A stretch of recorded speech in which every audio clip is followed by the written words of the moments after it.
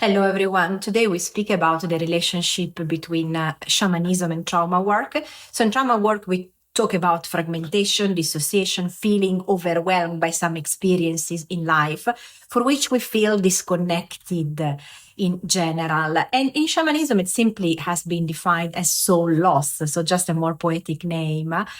And it refers to when something is too much in our life, so we have too many things to handle with, or they are too heavy, and a part or more than one of our souls decide to leave. And this is just an act of protection, so it's absolutely fine. The problem is that when this part of the soul don't come back, and so we experience symptoms like depression, addictions, repeating unhealthy patterns, feeling that you are not the same anymore, you're not here anymore, some abusive behaviors, physical illnesses, and it's just as if someone has been stuck for years. And someone is just not feeling as part of the whole anymore. And so this is a traumatic experience. So it can happen.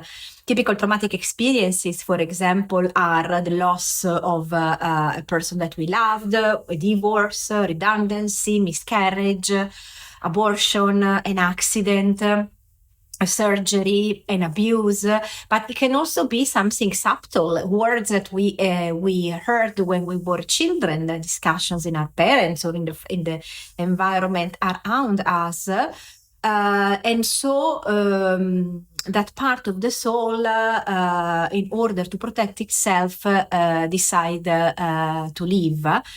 And so we are completely disconnected from our own reality. And we just feel, even if, for example, a comment from a stranger on the road, a person that we don't even know, but is touching us in the deepest way and is creating a wound inside us.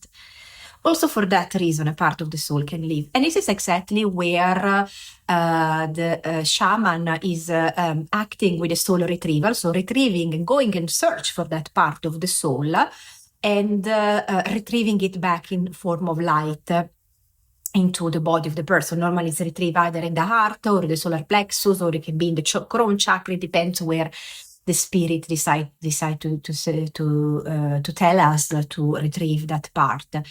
Normally, the shamanic practices or shamanic healing in general are quite deep, quite intense. But when they are done in a trauma-informed way, let's say, we just behave in a more gentle way. So we are just helping the client in the healing process with the gentleness and the slow way that is needed, because we recognize that there has been a trauma involved, and each of us has had somehow a trauma in our life, either that we are aware or not, and we are experiencing symptoms of things that we don't even know that they are related to that trauma.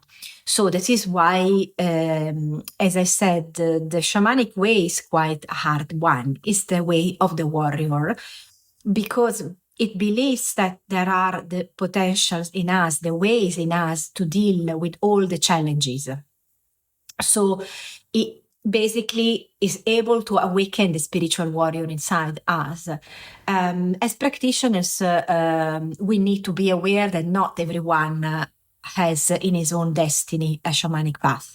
Not everyone is a warrior. And so we just need to be able to handle whatever is coming in a mindful way, or even better, in a heartful way.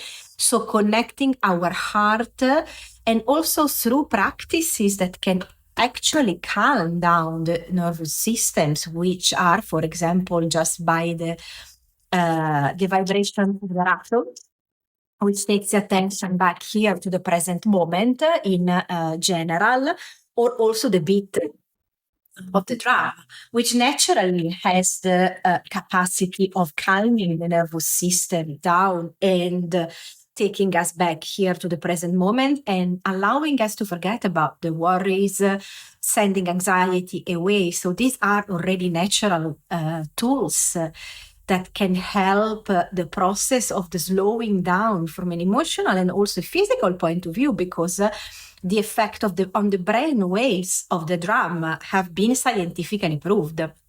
So there is a sort of effect that is coming on the body level and then as a consequence on an emotional and on the mind level that are absolutely needed and beneficial in facing the trauma experience.